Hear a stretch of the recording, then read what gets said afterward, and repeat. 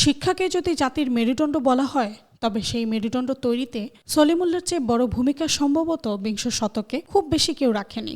আজ থেকে প্রায় ১২০ বছর আগে খাজা সলিমুল্লাহ ১,১২,০০০ টাকা দান করেছিলেন বুয়েটের জন্য। যদিও তখন তার নাম বুয়েট ছিল না এবং সেটাকে খাজা সলিমুল্লাহ তার বাবা আহসানুল্লাহ নামে রূপ দিলেন আহসানুল্লাহ ইঞ্জিনিয়ারিং স্কুলে। ভেবে দেখুন তো, আজ থেকে প্রায় ১২০ বছর আগে ১ টাকার মূল্য আজকের দিনে এসে কত টাকা হতে পারে? আনুমানিক কয়েকশো কিংবা কয়েক হাজার। ১৯০৮ সালে পূর্ব বাংলার প্রাদেশিক সভায় বিনা বেতনে বাধ্যতামূলক প্রাথমিক শিক্ষার দাবি তুলেন খাজা সলিমুল্লাহ। তখনকার সময়ে পূর্ব বাংলায় কোনো ইউনিভার্সিটি ছিল না, যা সলিমুল্লাহ মানতে পারছিলেন না। আর তখন থেকে কি করা যায় তা ভাবতে লাগলেন। ১৯১২ সালের ২৯শে জানুয়ারি ভাইসরয় লর্ড হার্ডিঞ্জ ঢাকায় আসেন। হার্ডিঞ্জকে সবাই ভয় পেতেন।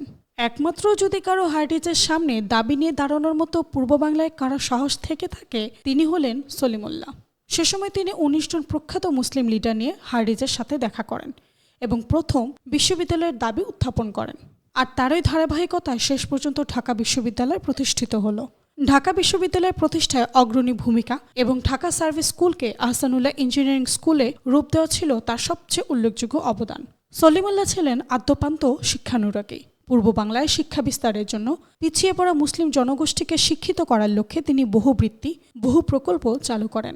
মাত্র ৪৩ কি ৪৪ বছর বয়সেই তিনি মারা যান। নতুবা পূর্ব বাংলার শিক্ষার জন্য আরও অনেক কিছু করে যেতেন। শিক্ষানুরাগী এ নবাব স্যার খাজা সলিমুল্লাহর প্রতি বিনম্র শ্রদ্ধা থাকবে আজীবন।